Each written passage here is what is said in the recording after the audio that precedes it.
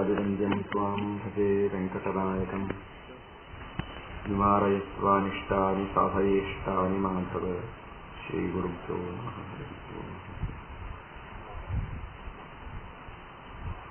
ವೆಂಕಟಾಚಲಕ್ಕೆ ಹಿಂದಿನ 3 ಯುಗಗಳಲ್ಲಿ ವೃಷಭಾಚಲ, ಅಂಜನಾಚಲ, ಶೇಷಾಚಲ ಎಂಬ ಹೆಸರುಗಳನ್ನು ನೀವು ಕೇಳಿದ್ದೀರಿ.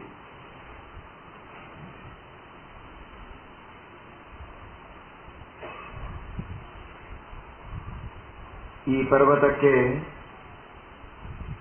ಪ್ರಸಿದ್ಧವಾದ 4 ಯುಗಗಳಲ್ಲಿ 4 ಹೆಸರುಗಳಿಂದ ಕರೆಯುವುದನ್ನು ಬಿಟ್ಟರೆ ಇನ್ನೂ ಅನೇಕ ಹೆಸರುಗಳು ಈ ಪರ್ವತಕ್ಕೆ ಇವೆ. ನರಸಿಂಹದೇವರ ವಿಶೇಷ ಸನ್ನಿಧಾನ ಇದ್ದದ್ದರಿಂದ ಸಿಂಹಾಚಲ ಅಂತೂ ಕರೀತಾರೆ. ಲಕ್ಷ್ಮೀದೇವಿಯ ಸನ್ನಿಧಾನ ಇದ್ದದ್ದರಿಂದ ಶ್ರೀಶೈಲ ಎಂಬುದಾಗಿಯೂ ಹೇಳುತ್ತಾರೆ. ನಾರಾಯಣ ಎಂಬ ದೊಡ್ಡ ತಪಸ್ವಿ ಋಷಿ ಇಲ್ಲಿ ತಪಸ್ಸು ಮಾಡಿ ಸಿದ್ಧಿಯನ್ನು ಪಡೆದದ್ದಕ್ಕೆ ನಾರಾಯಣಗಿರಿ, ನೀಲ ಎಂಬ ವಾನರ ಇಲ್ಲಿ ತಪಸ್ಸು ಮಾಡಿದ್ದಕ್ಕೆ ನೀಲಗಿರಿ, ಆನಂದಗಿರಿ, ವೈಕುಂಠಗಿರಿ, ಜ್ಞಾನಾಚಲ, ಹೀಗೆ ಅನೇಕ ಹೆಸರುಗಳಿಂದ ಈ ಪರ್ವತವನ್ನು ಕರೆಯುವುದುಂಟು. ಅಂತಹ ಪರಮ ಪವಿತ್ರವಾದ ಯಾವುದೇ ಜಪ, ಯಾವುದೇ ತಪಸ್ಸು, ಯಾವುದೇ ಯಜ್ಞ, ಇನ್ಯಾವುದೇ ಸಿದ್ಧಿಯನ್ನು ಪಡೆದುಕೊಳ್ಳಬೇಕು ಅಂತ ಅಪೇಕ್ಷೆ ಇದ್ದವರಿಗೆ ಎಲ್ಲ ವಿಘ್ನಗಳನ್ನು ಪರಿಹರಿಸಿ ತನ್ನ ಆಸರೆಯಲ್ಲಿ ಸಕಲ ಸಾಧನೆಗಳನ್ನು ಪರಿಪೂರ್ಣಗೊಳಿಸುವಂತಹ ಭಗವಂತನ ಒಂದು ವಿಶೇಷ ಸನ್ನಿಧಾನ ಈ ವೆಂಕಟಾಚಲದಲ್ಲಿ ಉಂಟು ಎಂಬುದಾಗಿ ವರಾಹ ಪುರಾಣ ಬಹಳ ಸುಂದರವಾಗಿ ಘಂಟಾಘೋಷವಾಗಿ ನಮಗೆ ತಿಳಿಸುತ್ತದೆ. ಅಂತಹ ಈ ಪರ್ವತಕ್ಕೆ ವೆಂಕಟಾಚಲ ಎಂಬ ನಾಮಕರಣ ಕಲಿಯುಗದಲ್ಲಿ ಬರುವುದಕ್ಕೆ ಕಾರಣ ಏನು ಅಂತ ಶತಾನಂದರು ಜನಕ ಮಹಾರಾಜನಿಗೆ ತಿಳಿಸುತ್ತಾರೆ.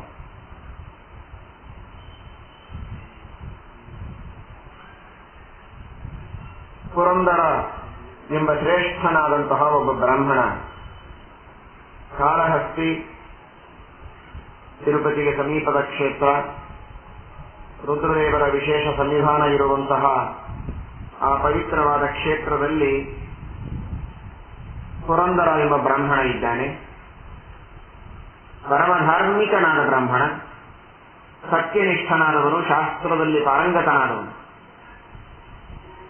ಎಷ್ಟೋ ದಿನದ ತಪಸ್ಸಿನ ಫಲವಾಗಿ ಬಹಳ ಕಾಲದ ಭಗವಂತನ ಸೇವೆಯ ಪರಿಪಾಠದಿಂದ ವೃದ್ಧನಾದ ಮೇಲೆ ಒಬ್ಬ ಶ್ರೇಷ್ಠನಾದ ಮಗ ಹುಟ್ಟಿದ್ದಾನೆ.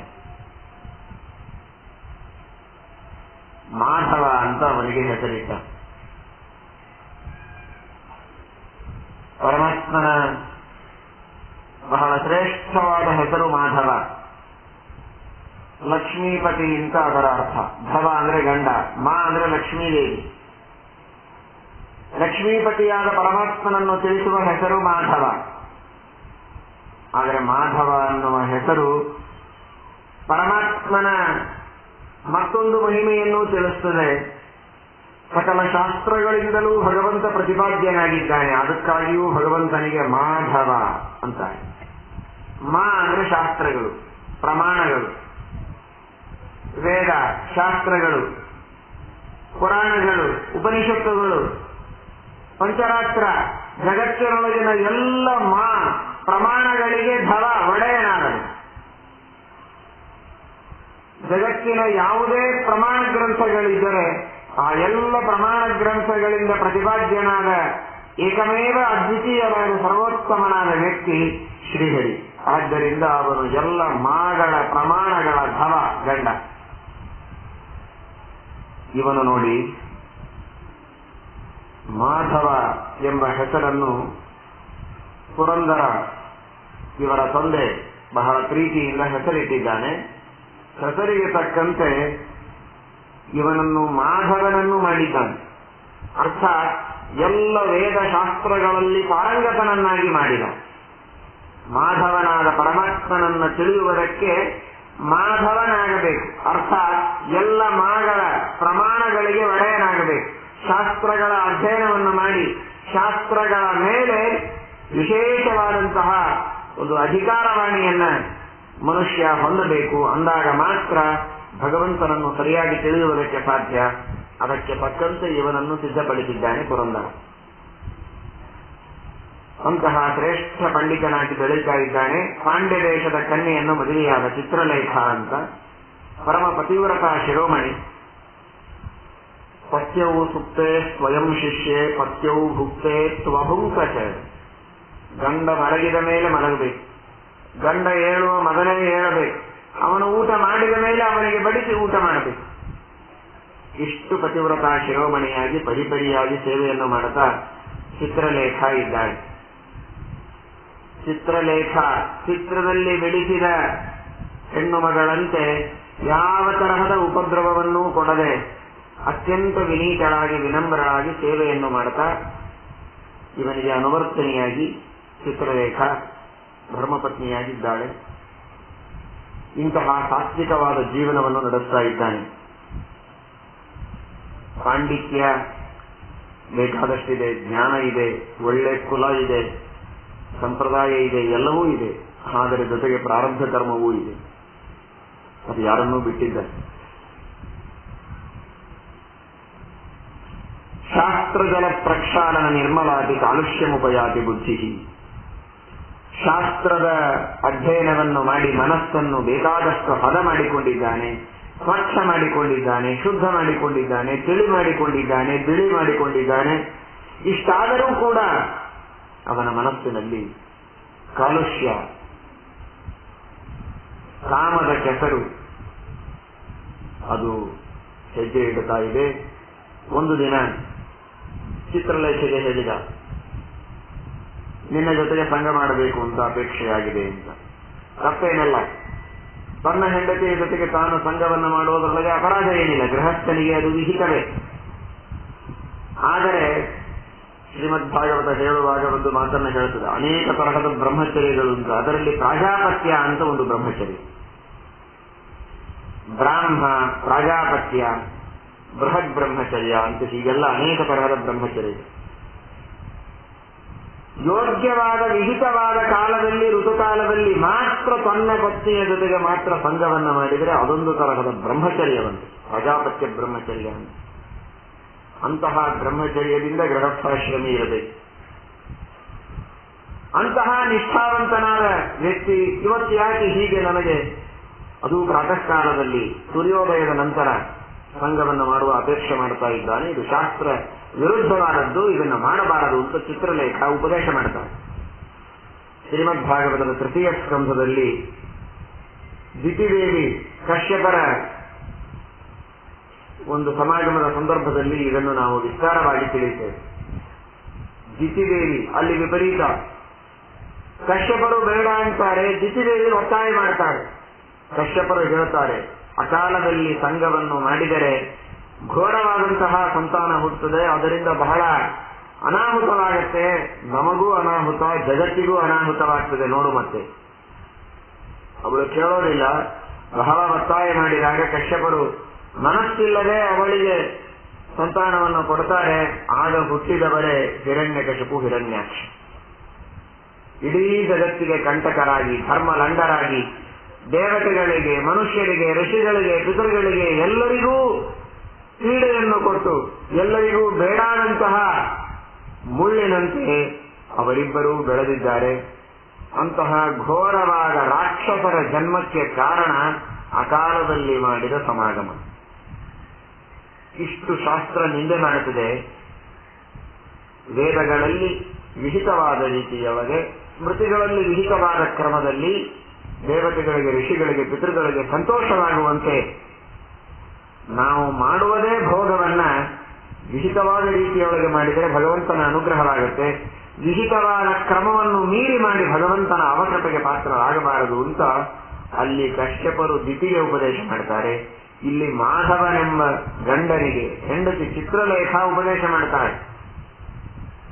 ಶರೀರೇಣ ಶರೀರಸ್ಯ ಸಂಗಮಸ್ಸಾಧ್ವಸಮ್ಮತಃ. ತಂದೆ ತಾಯಿಗಳನ್ನ ನೋಡು, ಅಗ್ನಿಹೋತ್ರವನ್ನ ನೋಡು, ಸೂರ್ಯನ ಪ್ರಭೆಯನ್ನ ನೋಡು.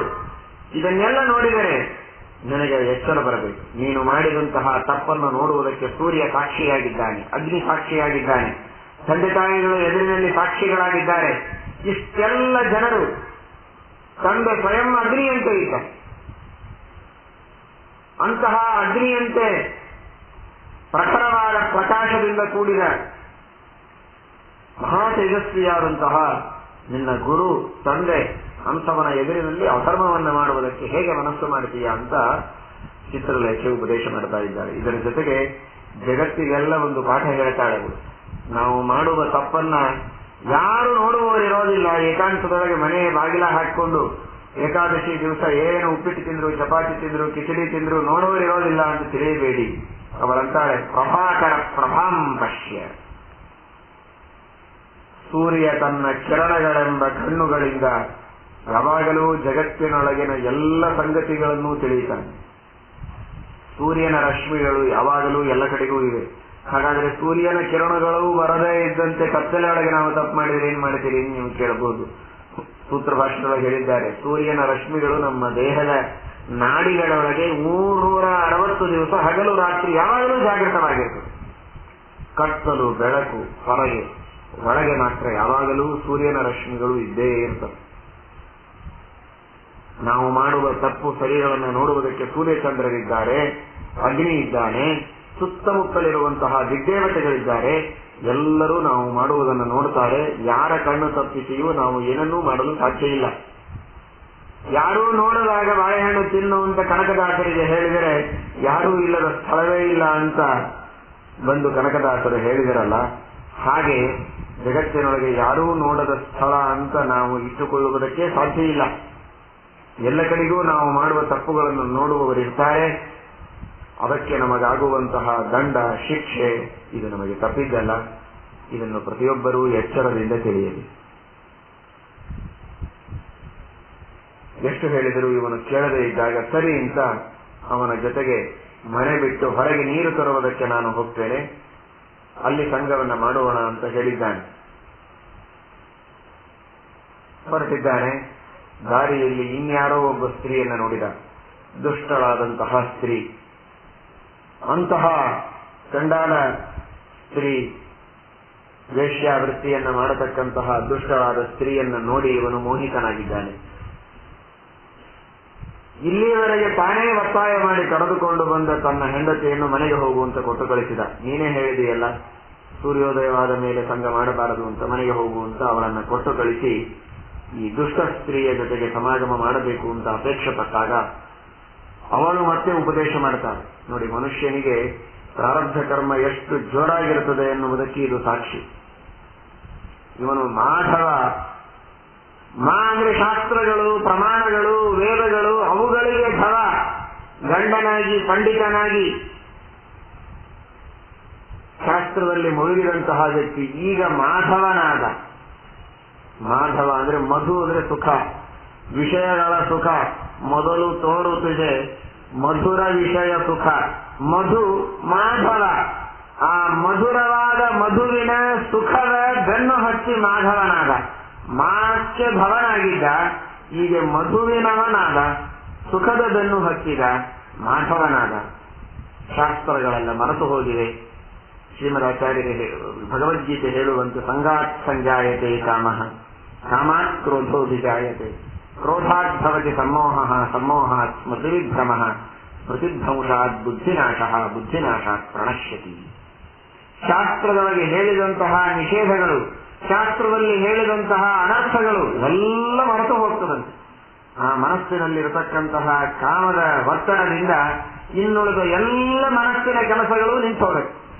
ಶಾಸ್ತ್ರವನ್ನ ಆಲೋಚನೆ ಮಾಡುವ ಶಕ್ತಿಯೇ ಕುಂಠಿತವಾಗುತ್ತೆ. ಅದರಿಂದ ಮನುಷ್ಯ ಅನರ್ಥವನ್ನು ಹೊಂದುತ್ತಾನೆ, ನರಕವನ್ನು ಹೊಂದುತ್ತಾನೆ ಅಂತ ಭಗವದ್ಗೀತೆ ಹೇಳುತ್ತದಲ್ಲ, ಆ ಪರಿಸ್ಥಿತಿಗೆ ಬಂದಿದ್ದಾನೆ ಮಾಧವ. ಅವಳು ಉಪದೇಶ ಮಾಡ್ತಾಳೆ, ನನ್ನ ಹತ್ತಿರ ಬರಬೇಡ ನೀನು, ಮಾತನಾಡಿಸುವುದು ದೂರ ಉಳಿತು, ಅಲ್ಲಿಂದಲೇ ತಿರುಗಿ ಹೋಗು ಅಂತಂತಾಳೆ. ವೇದ ವೇದಾಂತ ವೇದಿಸ್ತಂ ನಮಾಂ ದ್ರಷ್ಟುಂ ಇಹಾರ್ಹಸಿ, ಮಾಂ ಸ್ರಷ್ಟುಂ ಕ್ರೀಡಿತುಂ ವಾಪಿ ಕಥಮಿಚ್ಛತಿ ಮೂಢಧೀಹಿ. ನೀನು ಯಾರು, ನಾನು ಯಾರು ವಿಚಾರ ಮಾಡು ಅಂತ. ನಿನ್ನ ಪವಿತ್ರವಾದಂತಹ ದೇಹ ಇದು. ಎಂತಹ ಶ್ರೇಷ್ಠವಾದಂತಹ ಈ ದೇಹದಲ್ಲಿ ಹರಿಯರ್ಪಿತ ಸುಗಂಧೇನ ಪಾವಿತಂ ಜಠರಂತವ, ಹರಿಯರ್ಪಿತ ಸುಗಂಧೇನ ಪಾವಿತ ಜಠರಂತವ ವಾಸುದೇವಾರ್ಪಿತಾನ್ಯೇನ ಪವಿತ್ರಂ ಪುರುಷರಷದ ಕೃಷ್ಣಾರ್ಚನ ಪ್ರಸಂಗೇನ ಕರವು ಪಾವನಕಾಂಗತು. ಬಹಳ ಸುಂದರವಾಗಿ ಕಂಪೇರ್ ಮಾಡಿ ಹೇಳ್ತಾಳದು. ನಿನ್ನ ನಾಲಿಗೆ ನನ್ನ ನಾಲಿಗೆ, ನಿನ್ನ ಹೊಟ್ಟೆ ನನ್ನ ಹೊಟ್ಟೆ, ನಿನ್ನ ಕಣ್ಣು ನನ್ನ ಕಣ್ಣು, ನಿನ್ನ ಮೂಗು ನನ್ನ ಮೂಗು, ಇಬ್ಬರ ಇಂದ್ರಿಯಗಳನ್ನು ತುಲನೆ ಮಾಡಿ ನೋಡೋಣ. ಯಾವಾಗಲೂ ಭಗವಂತನಿಗೆ ಅರ್ಪಣೆ ಮಾಡಿದ ಅನ್ನವನ್ನೇ ತಿಂದು ಪವಿತ್ರವಾಗಿದೆ ನಿನ್ನ ಉದರ. ಮದ್ಯ ಮಾಂಸಗಳನ್ನೇ ತಿಂದು ಅಪವಿತ್ರ ಮಾಡಿಕೊಂಡಿದ್ದೇನೆ ನನ್ನ ಉದರವನ್ನು. ಯಾವಾಗಲೂ ಭಗವಂತನ ಕಥೆಯನ್ನೇ ಹೇಳಿ ಪವಿತ್ರವಾದ ನಾಲಿಗೆ ನಿನ್ನದು. ಜಾರರ ಜೊತೆಗೆ ಬರೀ ನಿಂದೆಯ ಮಾತುಗಳನ್ನೇ ಆಡಿ ಹೊಲಸು ಮಾಡಿಕೊಂಡದ್ದು ನನ್ನ ನಾಲಿಗೆ. ಇಂಥವಳನ್ನು ನೀನು ನೋಡಲೂಬಾರದು. ಯಾವಾಗಲೂ ಭಗವಂತನಿಗೆ ಅರ್ಪಣೆ ಮಾಡಿದ ಸುಗಂಧವನ್ನ, ನಿರ್ಮಾಲ್ಯದ ಗಂಧವನ್ನ ಆಘ್ರಾಣನ ಮಾಡಿ ಪವಿತ್ರ ಮಾಡಿಕೊಂಡದ್ದು ನಿನ್ನ ನಾಲಿಗೆಯನ್ನು. ಇಂತಹ ಶ್ರೇಷ್ಠವಾದ ದೇಹ ನಿನ್ನದು.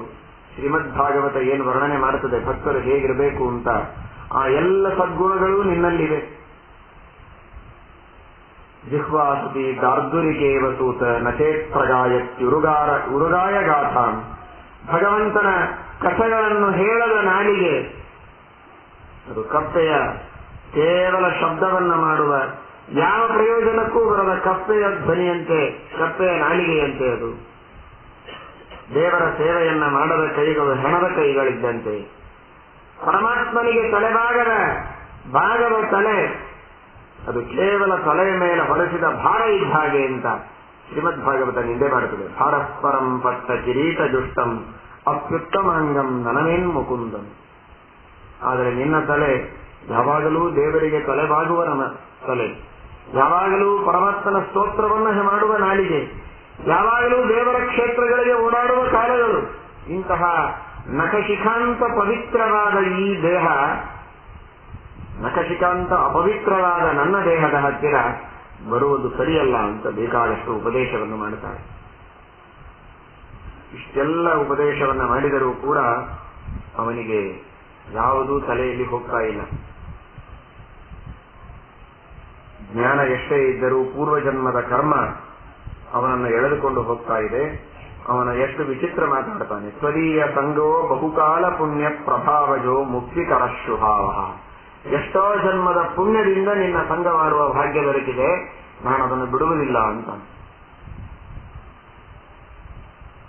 ಅವಳ ಸ್ಪರ್ಶವನ್ನ ಮಾಡಿದ್ದೇ ತಡ ಅವಳು ಕರಾರು ಮಾಡ್ತಾಳೆ. ಇಷ್ಟೊತ್ತು ನಾನು ನಿನಗೆ ಮಾಡುವ ಉಪದೇಶ ಮಾಡಿದೆ, ಕೇಳಲಿಲ್ಲ, ನನ್ನನ್ನು ಮುಟ್ಟಿದ್ದಿ, ಇವತ್ತಿನಿಂದ ನೀನು ಚಂಡಾಲನಾಗಬೇಕು, ನಿನ್ನ ಬ್ರಾಹ್ಮಣ್ಯವನ್ನು ಬಿಡಬೇಕು, ಮೊದಲಿಗೆ ಶಿಖಾ ತೆಗಿ, ಯಜ್ಞೋಪವೀತವನ್ನು ಕತ್ತರಿಸಿ ಹಾಕು, ಮದ್ಯ ಮಾಂಸಗಳನ್ನು ಭಕ್ಷಣೆ ಮಾಡು, ನಿನ್ನ ತಿಲಕಗಳನ್ನೆಲ್ಲ ತೆಗೆದು ಹಾಕು, ನನ್ನಂತೆ ನೀನು ದುಷ್ಟನಾಗಿ ವರ್ತನೆ ಮಾಡುವುದಾದರೆ ಮಾತ್ರ ನನ್ನ ಜೊತೆಗೆ ಇರಬೇಕು, ಇಲ್ಲದೆ ಇದ್ರೆ ಇರಬಾರದು ಅಂತ. ನೋಡಿ, ಇವತ್ತಿನ ಕಾಲದಲ್ಲಿ ಜಗತ್ತಿನೊಳಗೆ ಏನು ಅನಾಹುತ ನಡೀತಾ ಇದೆ ಅದಕ್ಕೆ ಪ್ರತಿಬಿಂಬ ಅನ್ನುವಂತೆ ಇದೆ. ಇಷ್ಟೆಲ್ಲ ಹೇಳಿದರೂ ಅದಕ್ಕೆ ಒಪ್ಪಿಕೊಂಡಿದ್ದಾನೆ. ಇವತ್ತು ನಮ್ಮ ಹಿಂದೂ ಸಮಾಜದ ಜನರು ಕಾಮದ ಒತ್ತಡಕ್ಕೆ ತಮ್ಮ ಧರ್ಮವನ್ನೂ ಬಿಟ್ಟು ಯಾವ ಧರ್ಮವನ್ನಾದರೂ ಸ್ವೀಕರಿಸುವುದಕ್ಕೆ ಸಿದ್ಧರಾಗಿ ಮದುವೆ ಮಾಡಿಕೊಂಡು ಹೋಗುವಂತಹ ಅಲ್ಲಲ್ಲಿಯ ಪರಿಸ್ಥಿತಿಗಳನ್ನು ನೀವು ಕಾಣ್ತೀರಲ್ಲ. ಕಲಿಯುಗದಲ್ಲಿ ಈ ತರಹದ ಘಟನೆಗಳು ನಡೀತವೆ. ಅದಕ್ಕೋಸ್ಕರ ವೆಂಕಟೇಶ ದೇವರ ಅನುಗ್ರಹ, ಪುಣ್ಯದ ಸಾಧನೆ, ಪುಣ್ಯದ ಸಂಪಾದನೆ ಮಾಡುವುದು ಅತ್ಯಂತ ಅಗತ್ಯ ಅನ್ನುವುದನ್ನ ಅವತ್ತೇ ಭವಿಷ್ಯೋತ್ತರ ಪುರಾಣದಲ್ಲಿ ನಮಗೆ ಹೇಳಿ ಇಟ್ಟಿದ್ದಾರೆ. ದೇವರ ಸೇವೆಯನ್ನು ಮಾಡಿ ದೇವರ ಅನುಗ್ರಹವನ್ನು ಪಡೆದು ಹಣದ ಜೊತೆಗೆ ಪುಣ್ಯವನ್ನು ಮಕ್ಕಳಿಗೆ ಧಾರೆ ಎರೆದು ಕೊಟ್ಟು ಧರ್ಮವನ್ನು ಬಿಟ್ಟು ಹೋಗದೇ ಇದ್ದಂತೆ, ಧರ್ಮವನ್ನು ಕಾಮಕ್ಕೆ ಬಲಿ ಮಾಡದಂತೆ ಮಕ್ಕಳನ್ನು ರಕ್ಷಣೆ ಮಾಡುವುದಕ್ಕೆ ತಂದೆ ತಾಯಿಗಳು ಪುಣ್ಯವನ್ನು ಗಳಿಸಬೇಕು. ಮಕ್ಕಳಿಂದಲೂ ಚಿಕ್ಕವ ಇರುವಾಗಿನಿಂದಲೇ ಪುಣ್ಯವನ್ನ ಮಾಡಿಸಬೇಕು. ಅವರನ್ನ ಪುಣ್ಯದ ಕವಚದ ಮಧ್ಯದಲ್ಲಿ ರಕ್ಷಣೆ ಮಾಡಬೇಕು ಎಂಬ ತತ್ವವನ್ನು ನಮಗೆ ಭವಿಷ್ಯೋತ್ತರ ಪುರಾಣ ತಿಳಿಸ್ತಾ ಇದೆ. ಇವನು ತನ್ನ ಧರ್ಮವನ್ನೂ ಬಿಡುವುದಕ್ಕೆ ಸಿದ್ಧನಾದ, ಎಲ್ಲವನ್ನೂ ಬಿಟ್ಟಿದ್ದಾನೆ. ಅವಳ ಜೊತೆಗೆ ಎಷ್ಟೋ ದಿವಸದವರೆಗೆ ಎಂಜಲು ಅನ್ನವನ್ನ ತಿಂದು ಜೀವನವನ್ನ ಮಾಡ್ತಾ ಇದ್ದಾನೆ. ಕೊನೆಗೊಂದು ಸಲ ಅವಳು ಮೃತಳಾಗಿದ್ದಾಳೆ, ಅನಾಥನಾಗಿದ್ದಾನೆ.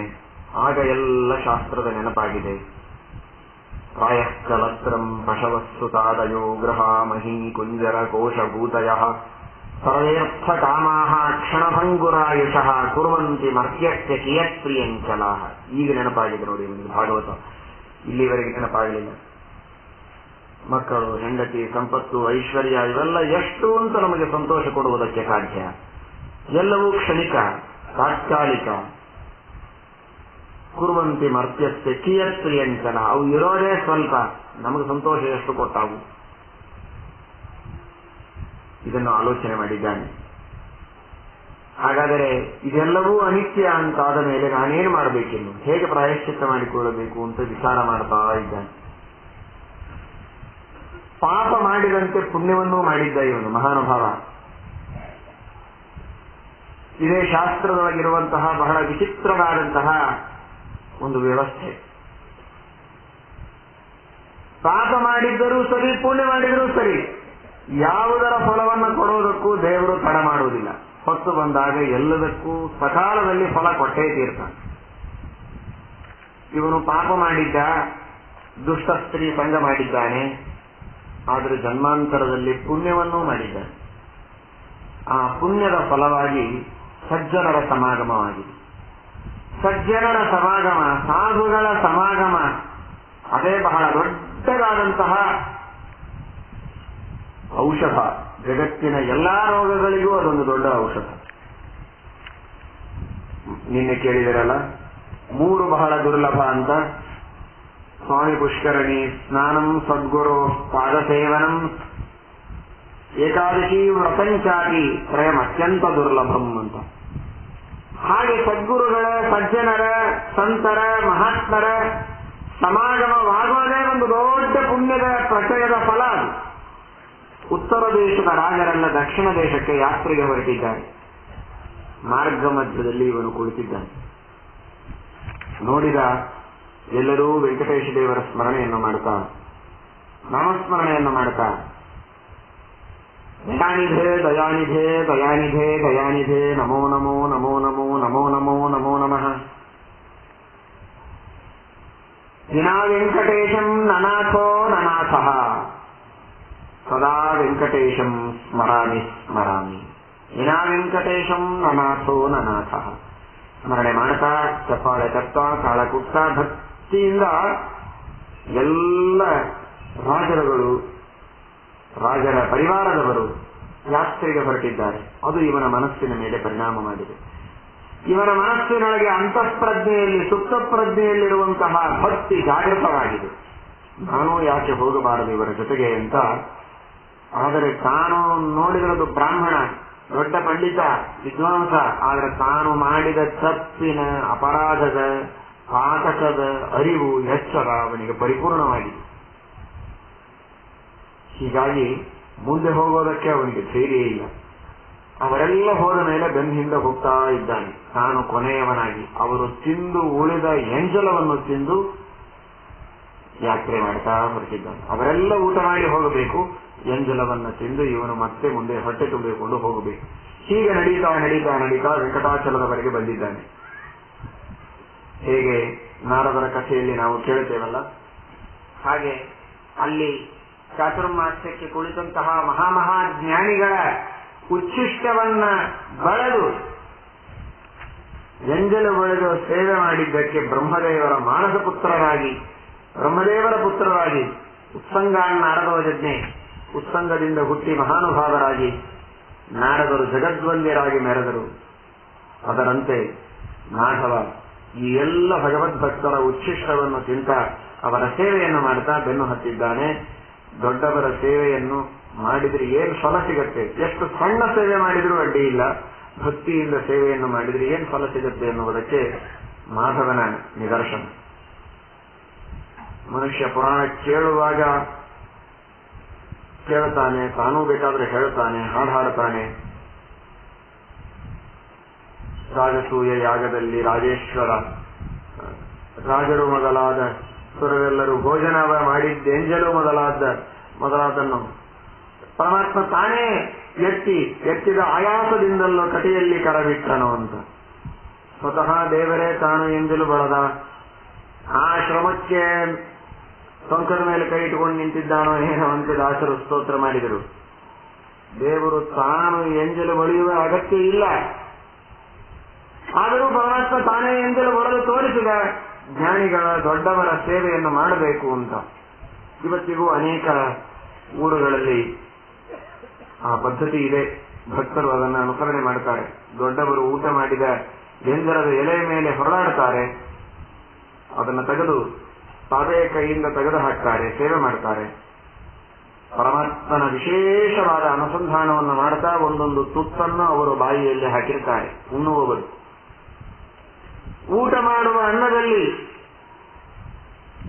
ನಾರಾಯಣ ಅನಿರುದ್ಧ ಎಂಬ 2 ರೂಪಗಳಿಂದ ಪರಮಾತ್ಮ ಇದ್ದು ತಿನ್ನುವ ಅನ್ನದೊಳಗೆ ತೃಪ್ತಿ ಕೊಡುವ ಶಕ್ತಿಯನ್ನು ತುಂಬಿರ್ತಾನೆ, ಪುಷ್ಟಿ ಕೊಡುವ ಶಕ್ತಿಯನ್ನು ಹಾಕಿರ್ತಾನೆ.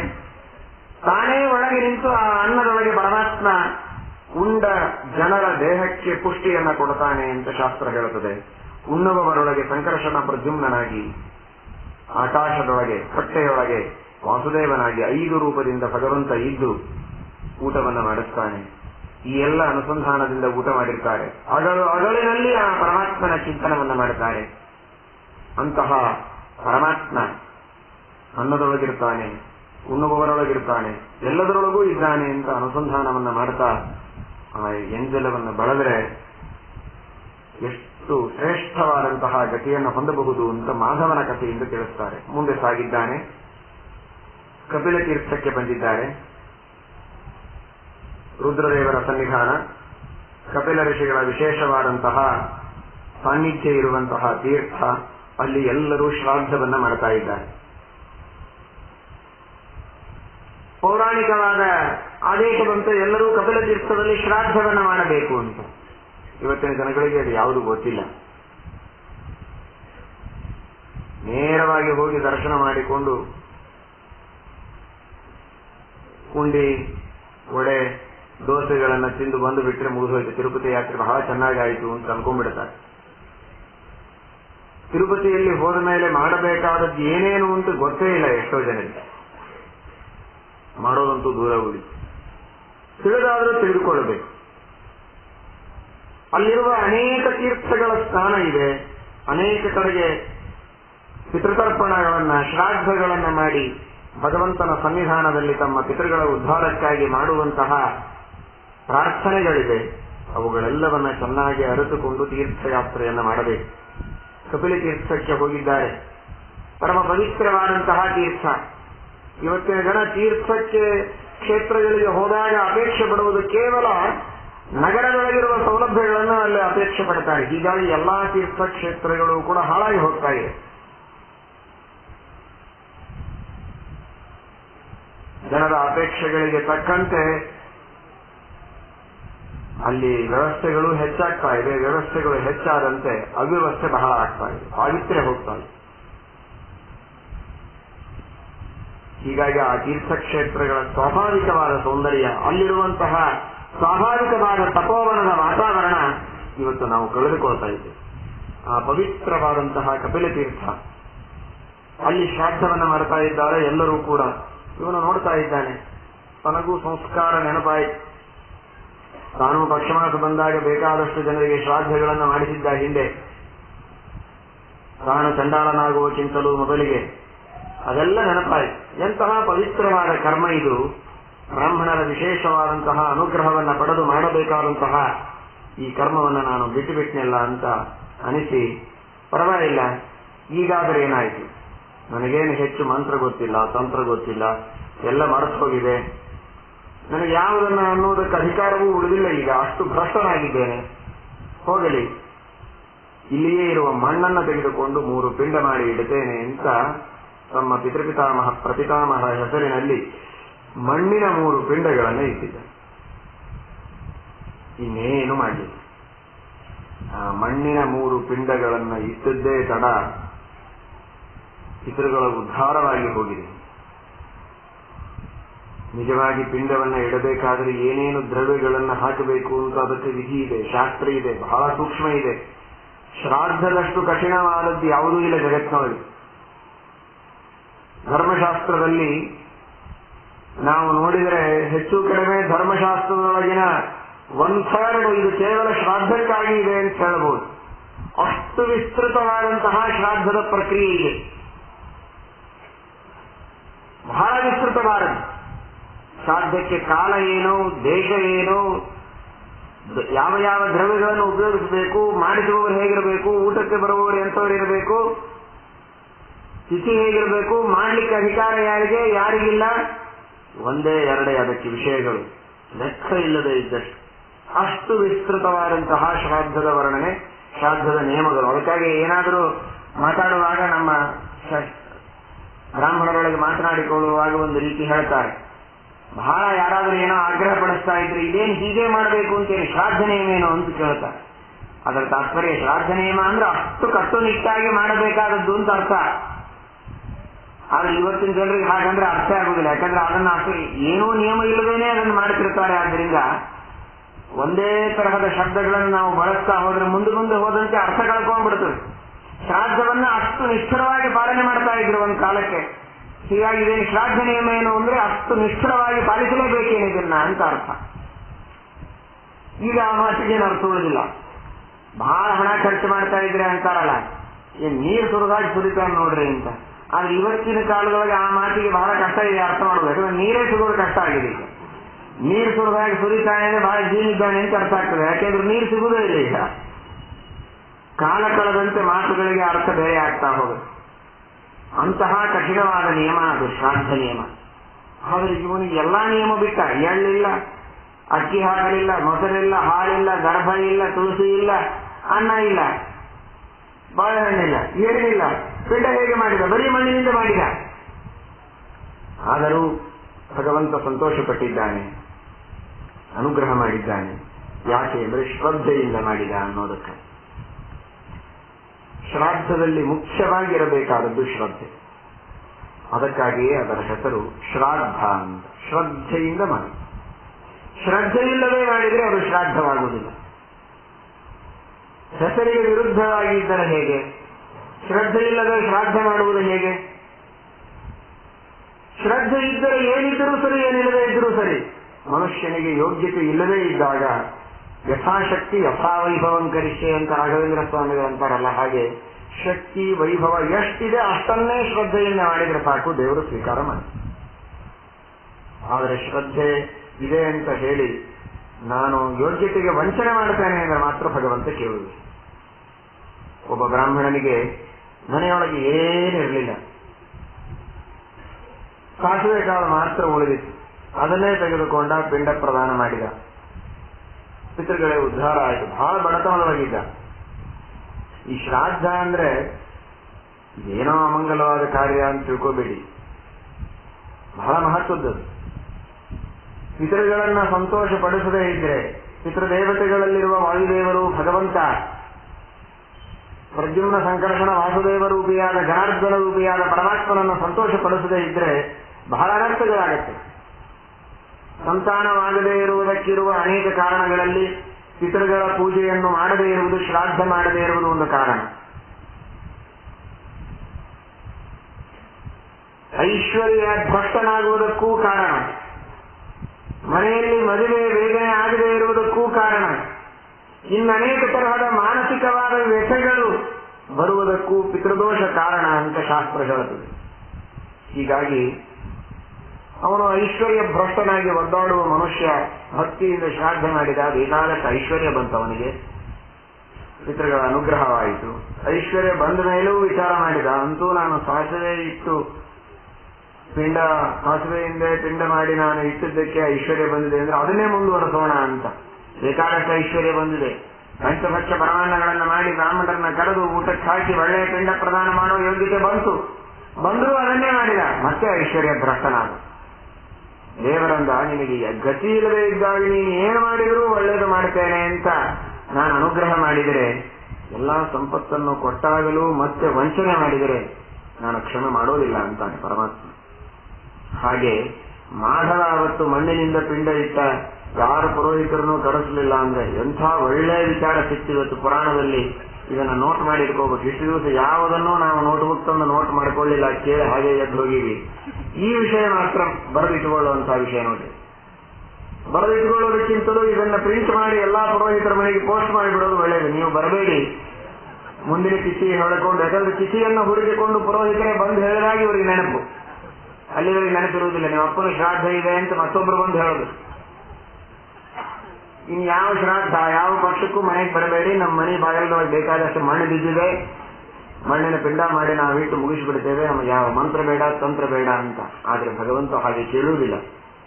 ಶಕ್ತಿ ಇದ್ದಾಗ, ಸಾಮರ್ಥ್ಯ ಇದ್ದಾಗ ಶಾಸ್ತ್ರೋಕ್ತವಾದ ರೀತಿಯಲ್ಲಿ ವೈಭವದಿಂದ ಮಾಡಲೇಬೇಕು ಅಂದಾಗ ಮಾತ್ರ ಭಗವಂತನಿಗೆ ಬೇಕಾದದ್ದು ಏನಿದೆ ಹೇಳಿ? ಏನೂ ಬೇಕಾಗಿಲ್ಲ.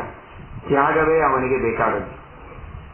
ದಾನ ಮಾಡುವ ಮುಖ್ಯ ಉದ್ದೇಶ ಏನು? ನಮ್ಮ ಅಭಿಮಾನದ ತ್ಯಾಗ. ಆ ವಸ್ತುವಿನ ಮೇಲಿರುವ ಮೋಹ, ಅದರ ಮೇಲಿರುವ ಮಮತೆ, ಅದರ ಮೇಲಿರುವ ಅಭಿಮಾನ, ಅದನ್ನು ನಾನು ಬಿಡೋದೇ ಮುಖ್ಯ. ಅಭಿಮಾನ ತ್ಯಾಗ. ನನ್ನ ಹತ್ರ ಏನಿರುತ್ತೆ ಅದನ್ನು ಕೊಟ್ಟರೆ ದೇವರು ಸಂತೋಷ ಪಡ್ತಾನೆ. ನನ್ನ ಹತ್ರ ಬರೀ ಹಣ್ಣಿದೆ, ಬರೀ ಹೂವಿದೆ, ಬರೀ ನೀರಿದೆ, ಬರೀ ಮಣ್ಣಿದೆ, ಅದರ ಮೇಲೆ ಅಭಿಮಾನ ಇದೆ, ಅದನ್ನು ಬಿಟ್ಟು ಸಾಕು. ಆದ್ರೆ ಹಣ ಇದ್ದಾಗ, ಸಂಪತ್ತಿದ್ದಾಗ ಅದರ ಮೇಲಿನ ಅಭಿಮಾನವನ್ನು ನಾನು ಬಿಡಲೇಬೇಕು, ತ್ಯಾಗ ಮಾಡಲೇಬೇಕು. ಅಂದಾಗಲೇ ಅದು ದಾನ, ಅಂದಾಗಲೇ ಅದು ಶ್ರಾದ್ದ. ಇಂತಹ ಶ್ರಾದ್ದವನ್ನ ಮಾಡಿದಾಗ ದೇವರು ಪಿತೃಗಳಿಗೆ ಮುಟ್ಟಿಸ್ತಾನೆ, ದೇವರು ಸ್ವೀಕಾರ ಮಾಡ್ತಾನೆ ಎನ್ನುವ ಶ್ರದ್ಧೆ ಮಾತ್ರ ಬಹಳ ಬಹಳ ಮುಖ್ಯ. ನಾವು ಇಲ್ಲಿ ಕೊಟ್ರೆ ಮೇಲೆ ಫಸ್ಟ್ ಫ್ಲೋರ್ ಒಳಗೆ ಕುಳಿತವರಿಗೆ ಏನೇ ಹೋಗುವುದಿಲ್ಲ, ಅದು ಇನ್ನು ಯಾವುದೋ ಲೋಕದೊಳಗಿದ್ದವರಿಗೆ ಹೇಗೆ ಹೋಗ್ತದೆ? ಇಲ್ಲಿ ಕೊಟ್ಟದ್ದು ಮೇಲಿದ್ದವರಿಗೆ ಮುಟ್ಟೋದಾದ್ರೆ ಗ್ರೌಂಡ್ ಫ್ಲೋರ್ ಒಳಗೆ ನಾವೆಲ್ಲ ಮೇಲಿನ ಫ್ಲೋರ್ ಒಳಗಿದ್ದವರ ಹೆಸರೆಲ್ಲ ಪಿಂಡ ಇಟ್ಟು ಬಿಡ್ತೀವಿ, ಮೇಲಿದ್ದವರೆಲ್ಲ ಊಟ ಮಾಡಿಬಿಡ್ಲಿ. ಮೇಲಿನವರಿಗೆ ಅವರಿಗೆ ಊಟಕ್ಕೆ ಒಯ್ದು ಕೊಡ್ಬೇಕಾಕೆ, ಅವ್ರು ಕೆಳಗಿಳಿದು ಬರ್ಬೇಕಾಕೆ? ಯಾಕೆ ನಿಮ್ಮ ಶಾಸ್ತ್ರನೇ ಹೇಳ್ತದಲ್ಲ, ಕೆಳಗೆ ಪಿಂಡ ಇಟ್ಟರೆ ಮೇಲಿದ್ದವರಿಗೆ ಹೋಗ್ತದೆ ಅಂತ. ಮೇಲಿದ್ದವರಿಗೆಲ್ಲ ಪಿಂಡ ಇಟ್ಬಿಡ್ತೀವಿ. 8, 10, 20 ಫ್ಲೋರ್ಗಳು ಬಾಂಬೆ, ಬೆಂಗಳೂರು ಅಂತ ಊರುಗಳಲ್ಲಿ ಇರ್ತದಲ್ಲ, ಗ್ರೌಂಡ್ ಫ್ಲೋರ್ ಒಳಗೆ ಕಿಚನ್ ಒಂದು ಸಾಕು, ಅಲ್ಲಿ ಅಡಿಗೆ ಮಾಡಿ ಮೇಲೆ ಇದ್ದವರೆಲ್ಲರ ಹೆಸರು ತಗೊಂಡು ಪಿಂಡ ಇಟ್ಬಿಡೋದು ಅಷ್ಟೇ. ಅವರೆಲ್ಲ ಹೊಟ್ಟೆ ತುಂಬ ಹೋಗ್ಲಿ. ಮತ್ತೆ ಇಲ್ಲಿದಿಲ್ಲೇ 8 ಫ್ಲೋರಿಗೇನೆ ಹೊಟ್ಟೆ ತುಂಬದೇ ಇದ್ದದ್ದು ಲೋಕಾಂತರಕ್ಕೆ ಹೇಗೆ ಹೋಗ್ತದೆ? ಅದು ಏನೋ ಸುಮ್ಮನೆ ಕಥೆ ಹೇಳ್ತೀರಿ. ನಿಮ್ಮ ಹೊಟ್ಟೆ ತುಂಬಾ ಪಿಂಡ ತುಂಬಿಕೊಳ್ಳೋದಕ್ಕೆ ಇನ್ಯಾರ ಹೆಸರಲ್ಲೂ ಪಿಂಡ ಇಡಿಸಿ ದುಡ್ಡು ಖರ್ಚು ಮಾಡಿಸ್ತೀರಿ ಅಂತ ಜನ ಬೈತಾರೆ. ಗರ್ಭ ತೇಲಿ ಹೋಯಿತು, ಎಳ್ಳುಗಳನ್ನು ಮೀನುಗಳನ್ನು ನುಂಗಿ ಬಿಡಿತು, ಯಾರಿಗೆ ಮುಟ್ಟು ನೀನು ಮಾಡಿದ್ದು ತರ್ಪಣ ಅಂತ ದಾಸರು ಬೈತಾರೆ. ಹಾಗಾದ್ರೆ ಏನಿದರ ಅರ್ಥ? ಅದಕ್ಕೆ ಶ್ರೀಮದ್ ಆಚಾರ್ಯರು ತಿಳಿಸ್ತಾರೆ, ಅತಸ್ತಾನ್ ಪತಿ ಪಿಂಡಾದಿ ನಿರಧತಿ ಅಜ್ಞಕ ಅತಿ. ಪಿಂಡಗಳನ್ನ ಯಾವ ಧೈರ್ಯದಿಂದ ಇಡ್ತಾರೆ, ಶ್ರಾದ್ದಗಳನ್ನ ತರ್ಪಣಗಳನ್ನ ಯಾವ ಧೈರ್ಯದಿಂದ ಮಾಡ್ತಾರೆ, ಇದನ್ನೆಲ್ಲ ನೋಡಿ ಮುಟ್ಟಿಸುವ ಭಗವಂತ ಇದ್ದಾನೆ. ಆ ಶ್ರದ್ಧೆಯಿಂದ ಮಾಡುವುದೇ ಶ್ರಾದ್ದ. ಇವನು ಕೊಟ್ಟ ಪಿಂಡ ಇವರ ತಂದೆ ಹೋಗಿ ಬಾಯಿಯಲ್ಲಿ ಬೀಳೋದಿಲ್ಲ, ಅದು ಬಾಯಿಯಲ್ಲಿ ಬೀಳೋದಿಲ್ಲ, ಅದು ಬಾವಿಯಲ್ಲಿ ಬೀಳುತ್ತದೆ ಅಷ್ಟೇ. ಹಾಗಾದರೆ ಅವರಿಗೆ ಮುಟ್ಟೋದು ಹೇಗೆ? ನೀವು ಮನಿ ಆರ್ಡರ್ ಮಾಡಿದಾಗ ನೀವೇ ಕೊಟ್ಟ ನೋಟುಗಳು ಹೋಗಿ ನಿಮ್ಮ ಮಕ್ಕಳಿಗೆ ತಲುಪುವುದಿಲ್ಲ. ನೀವು ಇಲ್ಲಿ ಹಣ ಕೊಟ್ಟಿದ್ದೀರಿ ಅಂತ ಖಾತ್ರಿ ಆದರೆ ಸಾಕು, ಪೋಸ್ಟ್ ಒಳಗೆ ಅಲ್ಲಿ ಹಣವನ್ನ ಕೊಡ್ತಾರಷ್ಟೇ ನಿಮ್ಮ ಮಕ್ಕಳಿಗೆ. ಇದೇ ನೋಟು ಅಲ್ಲಿ ಹೋಗುತ್ತಾ? ನೀವು ಕೊಟ್ಟ ನೋಟು ಇಲ್ಲೇ ಉಳಿದಿದೆ. ಆದರೆ ನೀವು ನೋಟು ಕೊಟ್ಟಿದ್ದೀರಿ ಅಂತ ಗೊತ್ತಾದರೆ ಅವರಿಗೆ ಹಣ ಮುಟ್ತದೆ ಅಷ್ಟೇ. ಅವರಿಗೆ ಎಂಥ ಹಣ ಮುಟ್ಟಬೇಕೋ ಅಂಥದ್ದು ಮುಟ್ತದೆ. ನೀವು ಪರದೇಶಕ್ಕೆ ಕಳಿಸಿದ್ರೆ, ಪರದೇಶದಿಂದ ಇಲ್ಲಿ ಕಳಿಸಿದ್ರೆ ಅದು ಎಕ್ಸ್ಚೇಂಜ್ ಆಗಿ ಬರ್ತದೆ. ನಮ್ಮ ಭಾರತ ದೇಶದ ಕರೆನ್ಸಿ ಏನೋ ಅಲ್ಲಿ ಅದರೊಳಗೆ ಕನ್ವರ್ಟ್ ಆಗಿ ನಮಗೆ ಬರ್ತದೆ. ನಾವು ಅಲ್ಲಿ ಕಳಿಸಿದ್ರೆ ಅಲ್ಲಿಯ ಡಾಲರ್ಗಳಲ್ಲಿ ಕನ್ವರ್ಟ್ ಆಗಿ ಹೋಗ್ತದೆ. ಅದರಂತೆ ಇವರ ಪಿತೃಗಳು ಅವರು ಮನುಷ್ಯರಾಗಿಯೂ ಹುಟ್ಟಿರಬಹುದು, ಸ್ವರ್ಗದೊಳಗಿರಬಹುದು, ಅಥವಾ ದನ ಕರುವಾಗಿ ಹುಟ್ಟಿರಬಹುದು, ಏನೇನೋ ಆಗಿ ಹುಟ್ಟಿರಬಹುದು, ಪಶು ಪಕ್ಷಿ ಆಗಿರಬಹುದು, ಏನಾಗಿರ್ತಾರೆ ಗೊತ್ತಿಲ್ಲ. ಆದರೆ ಇವನು ತಮ್ಮ ತಂದೆ ತಾಯಿಗಳ ಹೆಸರಿನಲ್ಲಿ ಭಕ್ತಿಯಿಂದ ಶ್ರದ್ಧೆಯಿಂದ ಪಿಂಡ ಪ್ರದಾನವನ್ನು ಮಾಡಿ ಅವರಿಗೆ ಅನ್ನ ಮುಟ್ಟಬೇಕು, ನೀರು ಮುಟ್ಟಬೇಕು ಅಂತ ದೇವರಿಗೆ ಪ್ರಾರ್ಥನೆ ಮಾಡಿದ ಅಂದ್ರೆ ಸಾಕು. ಇವನು ಅನ್ನ, ಇವನು ಕೊಟ್ಟ ನೀರು ಇಲ್ಲೇ ಬಿದ್ರೂ ನಡೀತದೆ. ಹೇಗೆ ಎಲ್ಲ ಕಡೆ ಇರುವಂತಹ ಪೋಸ್ಟ್ ಆಫೀಸ್ಗಳೆಲ್ಲ ಒಂದೇ ಒಂದು ಸರ್ಕಾರದ ಅಧೀನ. ನೀವು ಯಾವ ಪೋಸ್ಟ್ ಒಳಗೆ ಹಾಕಿದ್ರೂ ಸಾಕು, ಅಲ್ಲಿ ಬೇರೆ ಕೊಟ್ಟು ಬಿಡ್ತಾರೆ. ಅದರಂತೆ ಇದು ಎಲ್ಲಿ ಬಿದ್ದರೂ ಸರಿ, ಎಲ್ಲವೂ ಭಗವಂತನ ಸರ್ಕಾರನೇ. ಎಲ್ಲಿ ಬಿದ್ದರೂ ಪರಮಾತ್ಮನ ಸರ್ಕಾರದ ಹೊರಗಂತೂ ಬೀಳುವುದಿಲ್ಲಲ್ಲ. ಆ ಪಿಂಡ ಎಲ್ಲಿಯೇ ನೀವಿಡಿ, ವಿಷ್ಣುಪಾದದ ಮೇಲೆ ಇಡ್ತೀರಿ, ಗರ್ಭದ ಮೇಲೆ ಇಡ್ತೀರಿ, ಅದು ಭಗವಂತನ ಸರ್ಕಾರಕ್ಕೆ ಸೇರಿದಂತೆ ಆಯಿತು. ಒಮ್ಮೆ ಪರಮಾತ್ಮನ ಸರ್ಕಾರಕ್ಕೆ ಅದು ಸೇರಿದ ಮೇಲೆ ಭಗವಂತ ಅಂತಾನೆ. ಹಾಗಾದ್ರೆ ಇವನು ತಂದೆ ತಾಯಿಯ ಹೆಸರಿನಲ್ಲಿ ಮನಿ ಆರ್ಡರ್ ಮಾಡಿದ್ದಾನೆ. ಮನಿ ಆರ್ಡರ್ ಅಲ್ಲ, ಪಿಂಡ ಆರ್ಡರ್ ಮಾಡಿದ್ದಾನೆ. ಹಾಗಾದ್ರೆ ನಾನು ಇದನ್ನು ಮುಟ್ಟಿಸಬೇಕು ಅಂತ ಪೋಸ್ಟ್ ಮನ್ ಕೆಲಸ ಮಾಡ್ತಾನೆ. ದೇವರು ತಿಳಿದುಕೊಳ್ಳಿ, ಒಂಚೂರು ತಂಬಿ ಬಿದ್ದಿದ್ರೊಳಗೆ ಎತ್ತಿ ಕೊಡು ಅಂದ್ರೆ ನಿಮಗೆ ಅಹಂಕಾರ ಬರ್ತದೆ. ಏನೋ ನನಗೆ ಹೇಳ್ತಾರಲ್ಲ, ಹೆಂಗ್ ಕಾಣಿಸ್ತದೆ ಅವನಿಗೆ, ಇಂತಹ ಎಜುಕೇಟೆಡ್ ನಾನು, ನಿನಗೇನಾಗಿದೆ ಟೊಂಕಕ್ಕೆ ಬಗ್ಗಿದ್ರೆ ಟೊಂಕ ಮುಡಿಸಿದ್ರೆ ಬಗ್ಗಿ ತಗೋ, ನನಗ್ಯಾಕೆ ಕೊಡು ಅಂತೀವಿ ನಾವು. ವಿಶ್ವಕ್ಕಿರ್ತದೆ ನಮಗೆ. ಒಂಚೂರಲ್ಲಿ ಬಿದ್ದಿದ್ದು ಎತ್ತಿ ಕೊಡಪ್ಪ ಅಂದ್ರೆ ಅಂತಹದ್ದು ದೇವರು ಪೋಸ್ಟ್ಮನ್ ಕೆಲಸ ಮಾಡ್ತಾನೆ ನೋಡಿ ಪಾಪ. ಅನಂತ ಜೀವರಾಶಿಗಳು, ಭಕ್ತರು, ಸಾತ್ವಿಕರು ಶ್ರದ್ಧೆಯಿಂದ ಶ್ರಾದ್ದ ಮಾಡಿದರೆ ಅವರವರ ತಂದೆ ತಾಯಿಗಳಿಗೆ ಮುಟ್ಟಿಸ್ತಾನೆ. ಅವರು ಯಾವ ಯೋನಿಗಳಲ್ಲಿ ಹುಟ್ಟಿರುತ್ತಾರೆ, ಆ ಯೋನಿಯಲ್ಲಿ ಯಾವ ಹೊತ್ತಿಗೆ ಯಾವ ಆಹಾರ ಅವರಿಗೆ ಸೇರುತ್ತದೆ, ಆ ಆಹಾರದ ರೂಪದಲ್ಲಿ ಅವರಿಗೆ ಕೊಡ್ತಾನೆ. ಅದು ಕರು ಆಗಿದ್ರೆ ಇವನು ಪಿಂಡ ಕೊಟ್ಟರು ಕರುವಿಗೆ ಪಿಂಡ ತುರುಕುವುದಿಲ್ಲ ಬಾಯಿಯೊಳಗೆ. ತಾಯಿಯ ಕೆಚ್ಚಲಿನಿಂದ ಅದಕ್ಕೆ ಹಿತವಾಗುವ ತಿಳಿಯಾದ ಹಾಲನ್ನೇ ಆ ಹೊತ್ತಿಗೆ ಕುಡಿಸ್ತಾನೆ.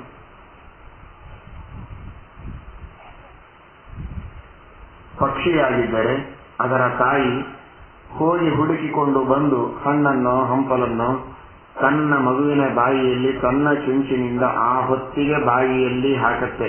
ಮಕ್ಕಳು ಕೊಟ್ಟ ಪಿಂಡದಿಂದ ಸಂತುಷ್ಟನಾದ ಪರಮಾತ್ಮ ಅದರ ತಾಯಿಗೆ ಪ್ರೇರಿಸಿ ಆ ಹೊತ್ತಿಗೆ ಇವನ ತಂದೆ ತಾಯಿಗಳು ಯಾವ ಪಕ್ಷಿಯ ರೂಪದಲ್ಲಿದ್ದಾರೋ ಅದಕ್ಕೆ ಯೋಗ್ಯವಾದ ಆಹಾರ ಒದಗಿಸುವಂತೆ ಮಾಡ್ತಾನೆ.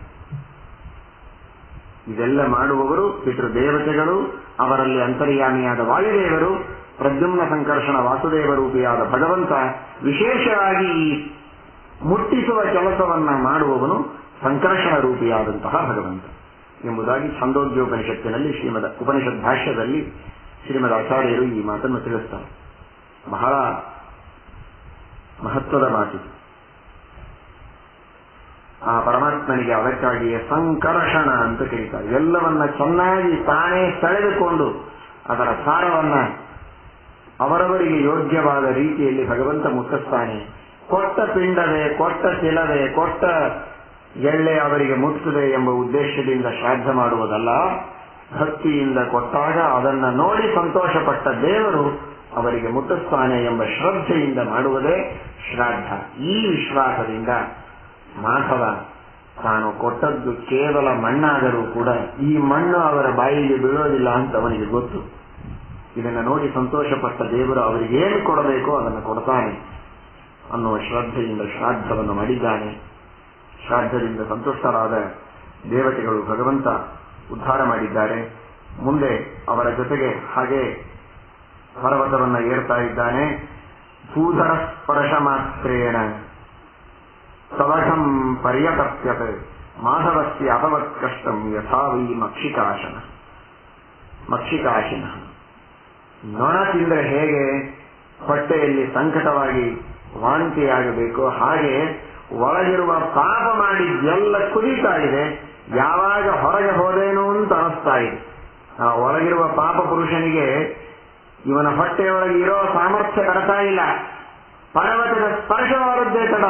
ಕೆಲವು ಸಲ ನೋಡ್ತೇವೆ, ಪಿಶಾಚ ಬಡಿದುಕೊಂಡಿರ್ತದಲ್ಲ, ಮೈ ಮೇಲೆ ಭೂತ ಬಡಿದುಕೊಂಡವರನ್ನ, ಪಿಶಾಚ ಬಡಿದುಕೊಂಡವರನ್ನ ಎಲ್ಲಿಯಾದರೂ ದೇವಸ್ಥಾನಗಳಿಗೆ ಗುರುಗಳ ಹತ್ರ ಕರೆದುಕೊಂಡು ಹೋದಾಗ ಏನಾದರೂ ಮೃತ್ತಿಕೆಯನ್ನು, ಮಂತ್ರಾಕ್ಷತೆಯನ್ನು, ತೀರ್ಥವನ್ನು ಪ್ರೋಕ್ಷಣೆ ಮಾಡಿದರೆ ಬೆಂಕಿ ಕಂಡಾಗಿ ಕಾಣಿಸ್ತದಂತೆ ಅವುಗಳಿಗೆ. ಹೋಗ್ತೇನೆ ಹೊಡೆಯಬೇಡಿ ಅಂತ ಒದರ್ಕೊಳ್ತದೆ. ನೋಡಿದ್ದೇವೆ ನಾವು ಕರುಣಾರೆ ಎಷ್ಟೋ ಸಲ ಭೂತ ಬಿಡಿಸೋ ಹೊತ್ತಿಗೆ. ಇವರೇನು ಬೆಂಕಿ ಹಾಕಿರೋದಿಲ್ಲ ಮೈ ಮೇಲೆ, ತೀರ್ಥವನ್ನ ಪ್ರೋಕ್ಷಣೆ ಮಾಡ್ತಾ ಇರ್ತಾರಷ್ಟೇ, ಆದ್ರೆ ಅದಕ್ಕೆ ಬೆಂಕಿ ಗಂಡು ಹಾಕಿ ಕಾಣಿಸ್ತಿರ್ತದೆ. ಹಾಗೆ ಈ ಪರ್ವತದ ಸ್ಪರ್ಶವಾದದ್ದೇ ತನ್ನ ಒಳಗಿನ ಪಾಪ ಪುರುಷನಿಗೆ ಬೆಂಕಿ ಹಾಕಿದಂತೆ ಆಗಿದೆ. ಹೊರಗೆ ಬರ್ತಾ ಇದ್ದಾನೆ, ವಾಂತಿ ಮಾಡಿಕೊಂಡಿದ್ದಾನೆ. ಇಡೀ ಜಗತ್ತಿಗೆಲ್ಲ ದುರ್ವಾಸನೆ, ಅಷ್ಟು ಹೊಲಸು ಒಳಗಿದ್ದದ್ದೆಲ್ಲ ಹೊರಗೆ ಕಾರಿಕೊಂಡಿದ್ದಾನೆ. ಆ ವಾಂತಿಯ ರೂಪದೊಳಗೆ ಒಳಗಿನ ಪಾಪ ಎಲ್ಲ ಹೋಗಿದೆ, ಶುದ್ಧನಾಗಿದ್ದಾನೆ ಮಾಧವ. ಬ್ರಹ್ಮಾದಿ ದೇವತೆಗಳೆಲ್ಲ ಬಂದು ಮೇಲಿನಿಂದ ಪುಷ್ಪವೃಷ್ಟಿಯನ್ನು ಮಾಡಿದ್ದಾರೆ. ಅಜಾಮಿಲ ಇದೇ ತರಹದ ಪಾಪದಿಂದ ಹೇಗೆ ಕೇವಲ ಭಗವಂತನ ನಾಮಸ್ಮರಣದಿಂದ ಉದ್ಧಾರ ಹೊಂದಿದ, ಅದರಂತೆ ಭಗವಂತನ ಶ್ರೇಷ್ಠವಾದ ಅಧಿಷ್ಠಾನವಾದ ಈ ವೆಂಕಟಾಚಲದ ಶೇಷಾಚಲದ ಸ್ಪರ್ಶ ಮಾಡುವ ಮಾತ್ರದಿಂದ ಇವನ ಎಲ್ಲ ಪಾಪಗಳು ದೂರವಾಗಿವೆ. ಶೇಷಾಚಲ ಅಂದ್ರೆ ಅದು ನಿಜವಾಗಿ ಶೇಷಾಚಲನೆ. ಅದರ ಮುಂದೆ ನೀವು ಕೇಳ್ತಾ ಇದ್ದೀರಿ, ಶೇಷ ದೇವರೇ ಈ ರೂಪದಲ್ಲಿ ಬಂದು ನಿಂತಿದ್ದಾರೆ ಅಂತ ಶಾಸ್ತ್ರ ಹೇಳುತ್ತದೆ. ಯಾವಾಗಲೂ ಪರಮಾತ್ಮನ ಮೈ ಮೇಲೇನೆ ಭಗವಂತ ಮಲಗಿಕೊಂಡಿರ್ತಾನೆ ಶೇಷಶಾಹಿಯಾಗಿ. ವೈಕುಂಠದಿಂದ ಪರಮಾತ್ಮ ಮಾಯಾವಿ ಪರಮಾನಂದಂ ತ್ಯಕ್ವಾ ವೈಕುಂಠಮುತ್ತಮಂ ಸ್ವಾಮಿ ಪುಷ್ಕರಣಿ ತೀರೆ ರಮಯಾ ಸಹ ಮೋದತೆ. ಸ್ವಾಮಿ ಪುಷ್ಕರಣಿ ತೀರಕ್ಕೆ ಪರಮಾತ್ಮ ವೈಕುಂಠದಿಂದ ಬರುವಾಗ ಶೇಷದೇವರಂದರಂತೆ, ಯಾವಾಗಲೂ ನನಗೆ ಅಂಗಸ್ಪರ್ಶವನ್ನ ಅಂಗಸಂಗವನ್ನ ಕೊಟ್ಟಂತಹ ನೀನು ನನ್ನ ಮೇಲೆ ಮಲಗಿದವನು ಎದ್ದು ಹೋದಿ ಅಂದ್ರೆ ನನ್ನ ಗತಿ ಏನು? ನೀನು ಎಲ್ಲಿ ಹೋಗ್ತೀಯೋ ಅಲ್ಲಿ ನಾನೂ ಬರ್ತೇನೆ ಅಂತ ಶೇಷದೇವರೇ ಬಂದು ಈ ಪರ್ವತದ ರೂಪದೊಳಗೆ ನಿಂತಿದ್ದಾರಂತೆ. ಅದಕ್ಕಾಗಿಯೇ ಸಪ್ತಗಿರಿ 7 ಹೆಡೆಗಳ ಶೇಷ 7 ಕೊಂಡಲವಾಡ. ಆ 7 ಕೊಂಡಲವಾಡ ಯಾಕೆ?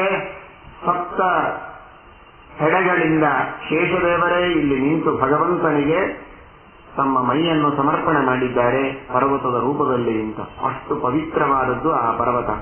ಅಂತಹ ಸಕಲ ಶಾಸ್ತ್ರಗಳ ಸ್ವರೂಪರಾದಂತಹ ಶೇಷದೇವರು, ಅವರ ಸ್ಪರ್ಶ, ಒಳಗಿರುವ ಭಗವಂತನ ಸ್ಪರ್ಶ, ವಾಯುದೇವರ ಸ್ಪರ್ಶ, ಇದೆಲ್ಲ ಆಗಿದೆ ಎಂಬ ಅನುಸಂಧಾನದಿಂದ ಅವನು ಮುಟ್ಟಿದ ಅನ್ನೋದಕ್ಕಾಗಿ ಪಾಪ ಸುಟ್ಟೋಯ್ತು. ನಾವು ಬೇಕಾದಷ್ಟೆಲ್ಲ ಪರ್ವತದ ಮೇಲೆ ಓಡಾಡಿ ಬಂದೀವಿ, ನಮಗೆಂದು ವಾಂತಿ ಗಿಂತಿ ಏನಾಗಿಲ್ಲ. ಬೇಕಾದಷ್ಟು 4-8 ಸಲ ಊಟ ಮಾಡಿದ್ರು, ಹೊಟ್ಟೆ ತುಂಬ ಇರ್ತದೆ, ನಮಗೇನು ಹೊರಗೆ ಬಂದಿಲ್ಲ ಅಂತ ನೀವು ಅನ್ಬಹುದು. ಬರೀ ಪರ್ವತದ ಮೇಲೆ ಓಡಾಡಿದವರಿಗೆಲ್ಲ ಪಾಪ ಹೋಗುವುದಿಲ್ಲ, ಹೋಗ್ತದೆ. ಪಾಪನೇ ಹೋಗೋದಿಲ್ಲ ಅಂತ ಅರ್ಥವಲ್ಲ. ಏನೋ ಒಂದು ಭಕ್ತಿಯಿಂದ ಹೋಗಿರ್ತೀರಿ ಮಾತ್ರಕ್ಕೆ ಪಾಪ ಹೋಗತ್ತೆ. ಆದರೆ ಭಕ್ತಿ ಎಷ್ಟು ಹೆಚ್ಚು ಆಗತ್ತೆ ಅಷ್ಟು ಪಾಪ ಹೆಚ್ಚು ಹೋಗ್ತದೆ. ಅನುಸಂಧಾನ ಬೆಳೆದಷ್ಟು ಪಾಪ ಪರಿಹಾರ ಹೆಚ್ಚಾಗುತ್ತೆ. ಅವನು ಮಾಧವನ ಅನುಸಂಧಾನದಿಂದ ಶಾಸ್ತ್ರಗಳ ಅನುಸಂಧಾನ ಪೂರ್ವಕವಾಗಿ ಸ್ಪರ್ಶ ಮಾಡಿದ ಸಕಲ ಪಾಪಗಳನ್ನು ಕಳೆದುಕೊಂಡಿದ್ದಾನೆ. ನಾವು ನಮ್ಮ ಪಾಪಗಳನ್ನ ಕಳೆದುಕೊಳ್ಳಬೇಕಾಗಿದ್ರು ಸರಿ, ನೀವು ಅಲ್ಲಿ ಹೋಗೋದು ಬೇಡ, ಇಲ್ಲಿಯೇ ಕುಳಿತಲ್ಲಿ ವೆಂಕಟಾಚಲದ ಸ್ಮರಣೆ ಮಾಡಿದ್ರೆ ಸಾಕು, ಸ್ವಾಮಿ ಪುಷ್ಕರಣೆಯ ಸ್ಮರಣೆ ಮಾಡಿದ್ರೆ ಸಾಕು, ವೆಂಕಟೇಶ ದೇವರ ಪಾದಗಳ ಸ್ಮರಣೆ ಮಾಡಿದ್ರೆ ಸಾಕು, ಪಾಪಗಳು ಹೋಗುತ್ತೆ. ಆದರೆ ಅಲ್ಲಿ ಎದುರಿಗೆ ಹೋದ್ರೂ ಭಕ್ತಿ ಇಲ್ಲದೆ ಇದ್ರೆ ಪಾಪ ಹೋಗುವುದಿಲ್ಲ. ಅಷ್ಟು ಅನುಸಂಧಾನ ಬೇಕು. ಕಣಗಳಲ್ಲಿ ಭಗವಂತ ಇದ್ದಾನೆ ಅಂತನ್ನುವ ಚಿಂತನೆ ಬೇಕು. ಅತಸ್ತಮುದ್ರಾಗಿರಯಶ್ಚ ಸರ್ವೇಸ್ಮಾತ್ ಸಂದಂತೆ ಸಿಂಧವ ಸರ್ವರೂಪಾಹ ಅತಶ್ಚ ವಿಶ್ವ ಓಷಭಯೋ ರಥಾಶ್ಚ. ಎಲ್ಲ ಪರ್ವತಗಳು, ನದಿಗಳು, ಸಮುದ್ರಗಳು ಈ ಭಗವಂತನಿಂದ ನಿಂತಿವೆ ಎನ್ನುವಂತಹ ಅನುಸಂಧಾನ ಇರಬೇಕು.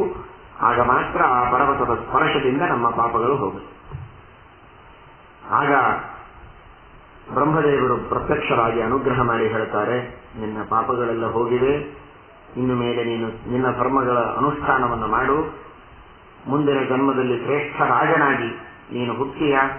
ಆಗ ಸುಧರ್ಮನ ಮಗನಾಗಿ, ಪಾಂಡವರ ವಂಶದಲ್ಲಿ ಸುಧರ್ಮ ರಾಜ ಬರ್ತಾನೆ, ಅವನ ಮಗನಾಗಿ ನೀನು ಆಕಾಶರಾಜನಾಗಿ ಹುಟ್ಟಿಯ. ನಿನ್ನ ಮಗಳಾಗಿ ಪದ್ಮಾವತಿ ಅವತಾರ ಮಾಡ್ತಾಳೆ, ನಿನ್ನ ಅಳೆಯನಾಗಿ ಸಾಕ್ಷಾತ್ ಜಗನ್ನಿಯಾಮಕ ಜಗತ್ಪತಿಯಾದ ಶ್ರೀನಿವಾಸನೇ ಬರ್ತಾನೆ ಎಂಬುದಾಗಿ ಬ್ರಹ್ಮದೇವರು ಅನುಗ್ರಹ ಮಾಡಿದ್ದಾರೆ, ಆಶೀರ್ವಾದ ಮಾಡಿದ್ದಾರೆ ಮಾಧವನಿಗೆ. ವೆಂಕಟಾಚಲ ಇದು ಕಲಿಯುಗದೊಳಗೆ ವೆಂಕಟೇಶ ಪದ್ಮಾವತಿಯ ವಿವಾಹವಾದ ಮೇಲೆ ಈ ಪರ್ವತಕ್ಕೆ ಮಹಿಮೆ ಬಂದಿದೆ ಅಂತ ತಿಳಿಯಬೇಡಿ. ಇದು ಯುಗ ಯುಗಗಳಿಂದ ಬಂದದ್ದು.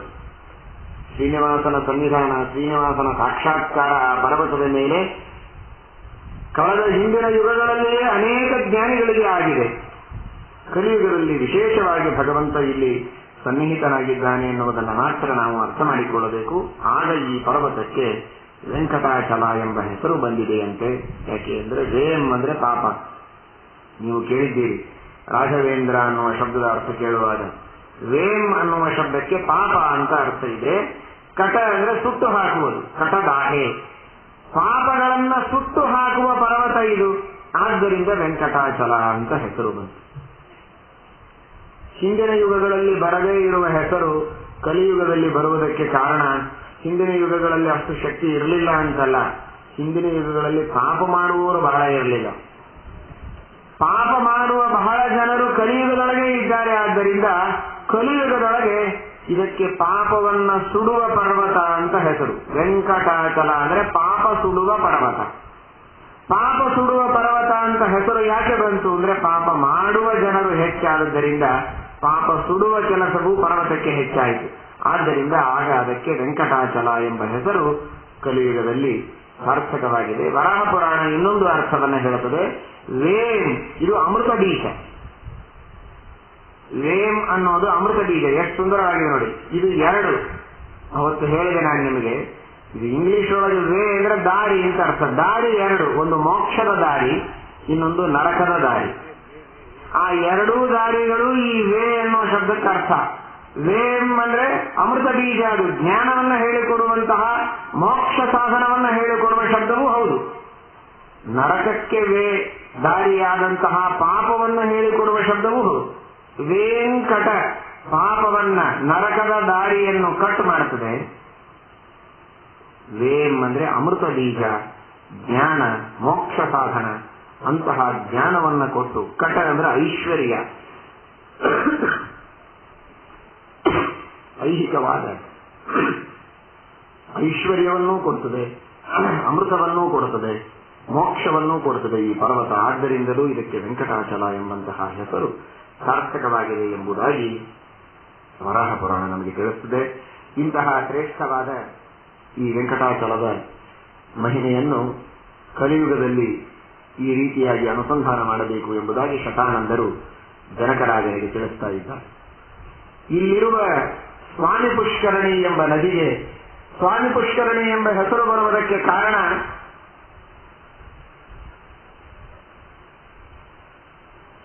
ವರಾಹ ಪುರಾಣದಲ್ಲಿ ತಿಳಿಸ್ತಾರೆ. ಶಂಖಣ ಅಂತ ಒಬ್ಬ ರಾಜ, ಶಂಖ ಅಥವಾ ಶಂಖಣ, ಬಹಳ ದೊಡ್ಡ ರಾಜ. ಅವನಿಗೆ ರಾಜ್ಯ ಭ್ರಂಶವಾಗತ್ತೆ. ಶತ್ರುಗಳು ರಾಜ್ಯವನ್ನ ಅಪಹಾರ ಮಾಡಿಕೊಂಡು ಹೋಗ್ತಾರೆ, ಇವನನ್ನು ಓಡಿಸ್ತಾರೆ. ಇವನು ಅನಾಥನಾಗಿ ಬಂದು ದುಃಖದಿಂದ ಒದ್ದಾಡ್ತಾ ಇರುವಾಗ ಆಕಾಶವಾಣಿಯಾಗತ್ತೆ, ನೀನು ವೆಂಕಟಾಚಲದಲ್ಲಿ ಸ್ವಾಮಿ ಪುಷ್ಕರಣಿ ಸ್ನಾನ ಮಾಡಿ ಅಖಂಡವಾಗಿ 6 ತಿಂಗಳು ಸತತವಾಗಿ ನೀನು ಸೇವೆಯನ್ನು ಮಾಡಿ, 6 ತಿಂಗಳು ನಿರಂತರವಾಗಿ ಸೇವೆಯನ್ನು ಮಾಡಿದರೆ ನಿಶ್ಚಿತವಾಗಿಯೂ ನಿನಗೆ ಫಲವಾಗತ್ತೆ ಅಂತ.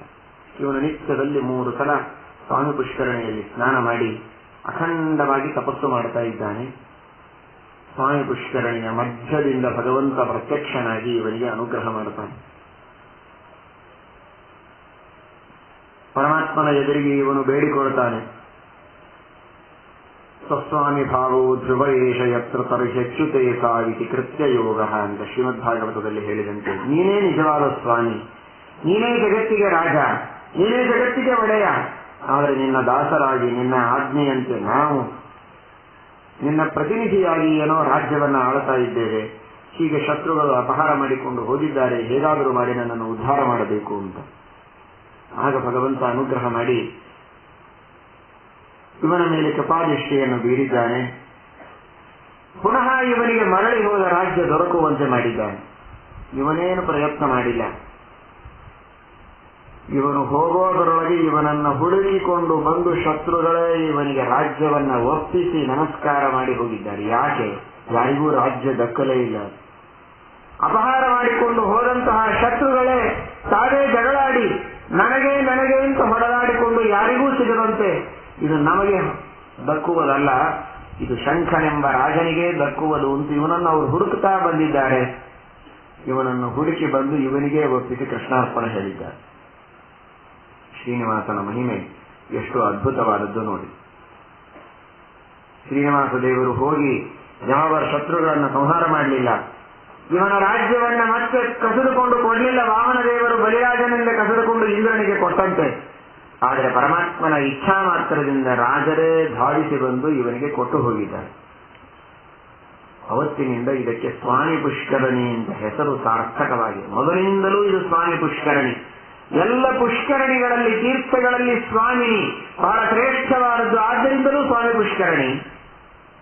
ಸ್ವಾಮಿತ್ವವನ್ನ ಕೊಟ್ಟ ಪುಷ್ಕರಣಿ. ಸ್ವಾಮಿ ಅಂದ್ರೆ ರಾಜ. ರಾಜ್ಯವನ್ನ, ಸ್ವಾಮಿತ್ವವನ್ನ ಕಳೆದುಕೊಂಡ ಶಂಖನೆಂಬ ರಾಜನಿಗೆ ಸ್ವಾಮಿತ್ವವನ್ನ ಕೊಟ್ಟಂತಹ ಪುಷ್ಕರಣಿ, ಮತ್ತೆ ರಾಜ್ಯವನ್ನ ಒದಗಿಸಿದ ಪುಷ್ಕರಣಿ. ಆದ್ದರಿಂದ ಸ್ವಾಮಿ ಪುಷ್ಕರಣಿ. ಇವತ್ತು ನಾವು ನಮ್ಮೆಲ್ಲರ ಇಂದ್ರಿಯಗಳ ಮೇಲೆ ಹತೋಟಿಯನ್ನು ತಪ್ಪಿಸಿಕೊಂಡಿದ್ದೇವೆ. ನಮ್ಮ ಇಂದ್ರಿಯಗಳ ಮೇಲಿನ ರಾಜ್ಯವನ್ನೇ ನಾವು ಕಳೆದುಕೊಂಡಿದ್ದೇವೆ. ಇಂದ್ರಿಯಗಳಿಗೆ ದಾಸರಾಗಿದ್ದೇವೆ. ನಾನಾ ವಿಧವಾದ ದುರ್ವಿಷಯಗಳೆಂಬ ಶತ್ರುಗಳು ನಮ್ಮ ಇಂದ್ರಿಯಗಳನ್ನ ಅಪಹಾರ ಮಾಡಿಕೊಂಡು ಹೋಗ್ತವೆ. ಆ ಇಂದ್ರಿಯಗಳ ಮೇಲೆ ಸ್ವಾಮಿತ್ವವನ್ನು ಗಳಿಸಬೇಕಾಗಿದ್ರೆ, ಸಂಸಾರದಲ್ಲಿ ಸ್ವಾಮಿತ್ವವನ್ನು ಗಳಿಸಬೇಕಾಗಿದ್ರೆ, ಈ ರಾಜ್ಯದಲ್ಲಿ ನಾವು ರಾಜರಾಗಿ ಮೆರೆಯಬೇಕಾಗಿದ್ರೆ, ಜಗತ್ತಿಗೆ ರಾಜರಾಗಿ ಅಲ್ಲ, ಅವರವರ ಕುಟುಂಬಕ್ಕೆ ಅವರು ರಾಜರಾಗಿ ಮೆರೆಯಬೇಕಾಗಿದ್ರೆ ಸ್ವಾಮಿ ಪುಷ್ಕರಣಿಯಲ್ಲಿ ಸ್ನಾನವನ್ನು ಮಾಡಿ ಮತ್ತೆ ಕಳೆದುಕೊಂಡ ಸ್ವಾಮಿತ್ವವನ್ನು ಮರಳಿ ಪಡೆಯುವಂತೆ ಆಗಬಹುದು. ಅಂತಹ ಶ್ರೇಷ್ಠವಾದ ಪುಷ್ಕರಣಿ ಅದು ಸ್ವಾಮಿ ಪುಷ್ಕರಣಿ ಎಂಬುದಾಗಿ ವರಾಹ ಪುರಾಣ ನಮಗೆ ತಿಳಿಸುತ್ತದೆ. ಅಂತಹ ಸ್ವಾಮಿ ಪುಷ್ಕರಣಿಯ ಸ್ಮರಣೆಯನ್ನ 3 ಬಾರಿ ಮಾಡಿದರೆ ಸಾಕು. ಸ್ನಾನ ಕಾಲದಲ್ಲಿ ಸ್ವಾಮಿ ಪುಷ್ಕರಣಿಯಲ್ಲಿ ಸ್ನಾನ ಮಾಡಿದ ಫಲ ಬರುತ್ತದೆ ಎಂಬುದಾಗಿ ಶಾಸ್ತ್ರ ನಮಗೆ ತಿಳಿಸುತ್ತದೆ. ಅಂತಹ ಭಗವಂತನ ಅನುಗ್ರಹ, ವೆಂಕಟಾಚಲನ ಅನುಗ್ರಹ ನಿರಂತರವಾಗಿ ನಮ್ಮೆಲ್ಲರ ಮೇಲೆ ಇರಲಿ ಎಂಬುದಾಗಿ ತಿಳಿಯೋಣ. ಶ್ರೀಕೃಷ್ಣ ಅರ್ಪಣ.